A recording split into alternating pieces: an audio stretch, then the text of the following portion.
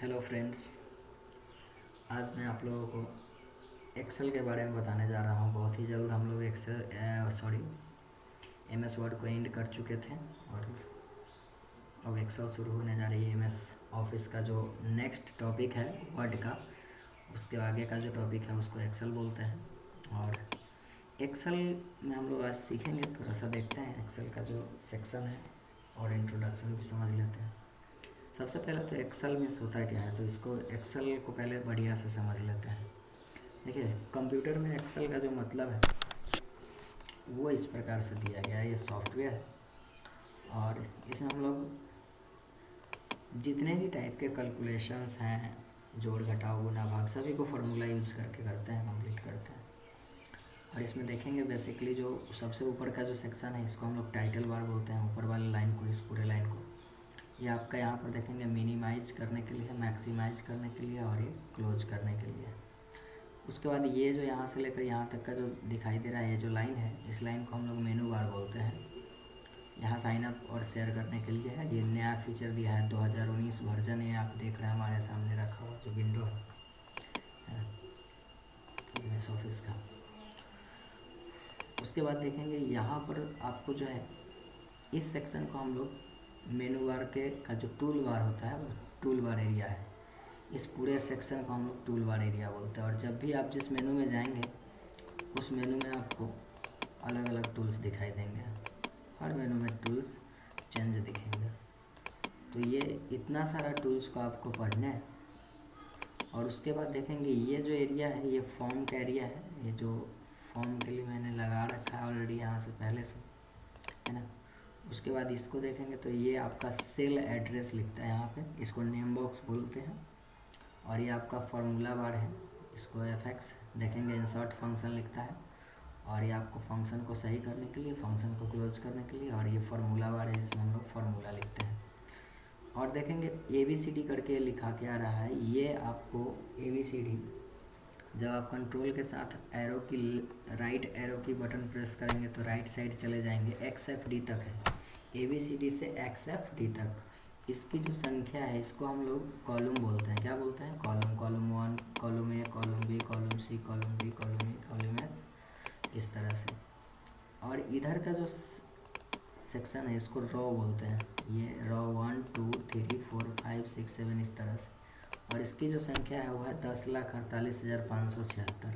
यानी रो की जो संख्या है वो आप देख सकते हैं कि कितना है। रो इक्वल टू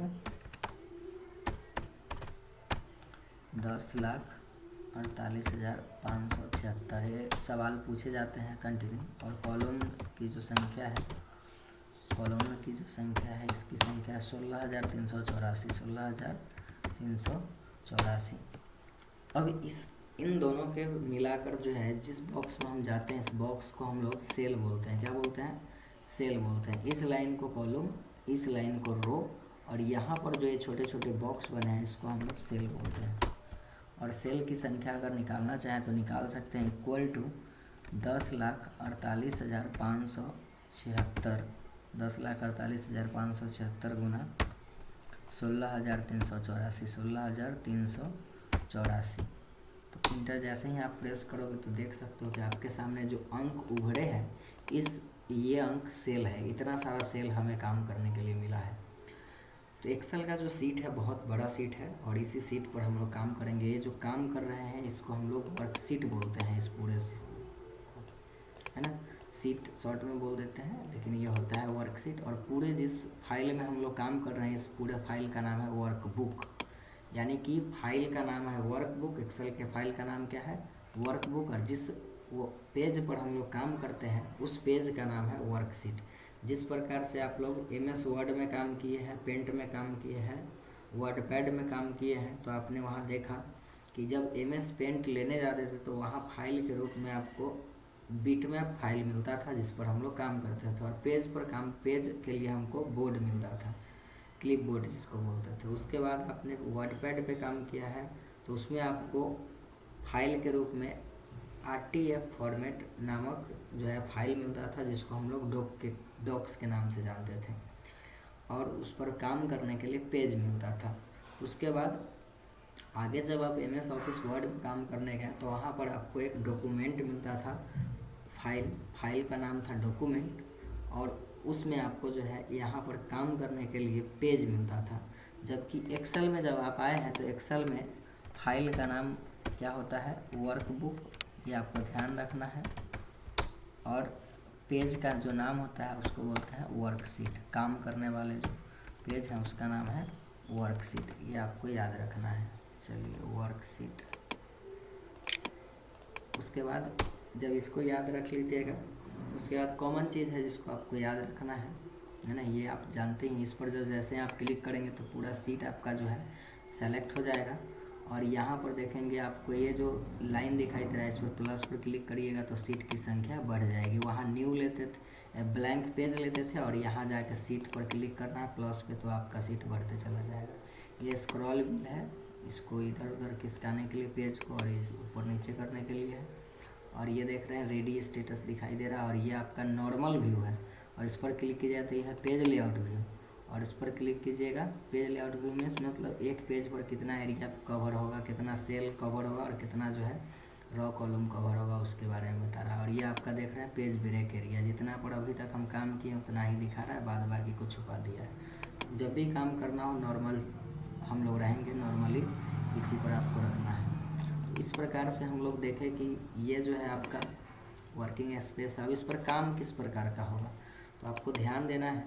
आपने जिस प्रकार से दिया कि रॉ 10,48,576 कॉलम जो है ये है, रॉ को हमेशा 1 से गिनती करते हैं, 1 2 3 4 से लेकर 10,48,000 तक, और कॉलम को ABCD से गिनती करते हैं। तो आपको ध्यान हो गया होगा कि भाई ABCD ऊपर वाला को कॉलम बोल देंगे, और नीचे जो 1 2 3 वाला लाइन है इसको रो बोल देंगे। और हर रो और कॉलम का एक एड्रेस होता है। देखेंगे जैसे ही इस पर आप आते हैं तो यहाँ G हाईलाइट होता है और यहाँ पर 5 हाईलाइट होता है, तो इस घर का जो नाम है वो है G5। ये कैसे प्रूफ होता है, तो जब इस घर में आप आते हैं तो यहाँ देखिएगा लिख देगा G5, इस घर में आते हैं तो I5, इस घर में आ गए तो I2, यानी I यहाँ से और 2 यहाँ से। ये बात आपको याद रखना बहुत ज़रूरी है टाइप एक्सेल सीखने के लिए, क्योंकि ये सेल का एड्रेस होता है, और इस एड्रेस को अगर आप याद नहीं रखेंगे तो आप काम नहीं कर पाइएगा। तो इस प्रकार से आपको याद रखना पड़ेगा। कुछ कुछ कॉमन चीज़ें हैं जिसको जो कि आपको बहुत मदद करेगी एक्सेल सीखने में। चलिए, तो दोस्तों अभी हम लोग ध्यान देंगे कि किस प्रकार से एक्सेल पर काम करना है। तो देखेंगे कि एक्सेल पे काम क्या होता है। तो सबसे पहले एक्सेल पे देखते हैं बहुत सारा डाटा एंट्री जो है एक्सेल में किया जाता है, जोड़ घटाव गुना भाग, फिनांशियल फार्मूला, इंटरेस्ट कैलकुलेट करना, बहुत सारी लंबी से लंबी गुना भाग सारा कैलकुलेट कर सकते हैं इस पर। तो हम लोग सबसे पहले थोड़ा थोड़ा डाटा बना बना के कुछ कुछ काम करना सीखेंगे। तो काम करने के लिए सबसे पहले हमको यहाँ से इस सेक्शन का हम लोग फाइल मेनू से ही सीखेंगे। पीछे भी आपने सीखा था और यहाँ भी आपको वैसे ही सीखना है, एक एक मेनू करके पहले सीख लेना है, फिर हम लोग प्रोजेक्ट बेस सीखेंगे। तो मेनू में क्या है, सबसे पहले नोट करना पड़ेगा आपको, यहाँ से जितना भी आप नाम देख रहे हैं सभी को नोट कर लीजिए। कहाँ से नोट कीजिएगा, तो आपको इन्फो नहीं नोट करना है। इन्फो का मतलब ये देख रहे हैं जितना भी सभी इन्फो के अंदर दिखाई दे रहा है ना। मैं उसके बारे में बाद में बताऊँगा। नोट भी कर सकते हैं, कोई दिक्कत नहीं है। एक एक का हम स्टेटस चेक करके दिखा देंगे। फिर ये आपका न्यू, ओपन, सेव एज, उसके बाद हिस्ट्री हाईलाइट नहीं है, इसको रहने देंगे। प्रिंट, शेयर, एक्सपोर्ट, क्लोज, यहाँ तक नोट कर लीजिए। अकाउंट ऑप्शन और फीडबैक को नोट नहीं करना है। तो इतना आप अभी नोट कीजिए, उसके बाद मैं एक एक को एक्सप्लेन करूँगा। और उसके बाद जो है ऑलरेडी ये एक्सप्लेन हो चुका है MS वर्ड में। MS वर्ड का अगर वीडियो आप पहला वीडियो देखे होंगे फाइल मेनू का, तो पूरा चीज़ सेम टू सेम चीज़ यहाँ पर भी दिया गया है। और लगभग जगह जहाँ भी जाइएगा MS ऑफिस पैकेज का जितना भी फाइल मेनू होगा वो लगभग आपका सेम मिल जाएगा। थोड़ा बहुत का अंतर होगा, नहीं तो लगभग का काम सेम ही है। चलिए, तो हम लोग आज का जो वीडियो है उसमें हम लोग सीखें एक्सेल का इंट्रोडक्शन। थोड़ी सी इंट्रोडक्शन है, अगर क्लास में होते तो यहाँ पर आपको पूरा एक क्लास लगता है हमें पूरा एक एक ग्राफ बनाने में और समझाने में। मैं तो आपसे कहूँगा कि आप इस तरह का ग्राफ बना लीजिए, और मैंने जिसका जिसका जो नाम बताया है उसका नाम नोट कर लीजिए कॉपी में, तो आपके लिए फ़ायदेमंद रहेगा। क्योंकि नाम अगर आपके पास रहेगा तो आप जो है कभी भी उसको कार्य को कर सकते हो। दोस्तों आज के लिए इस वीडियो में इतना ही दे पाऊँगा, क्योंकि वीडियो का ड्यूरेशन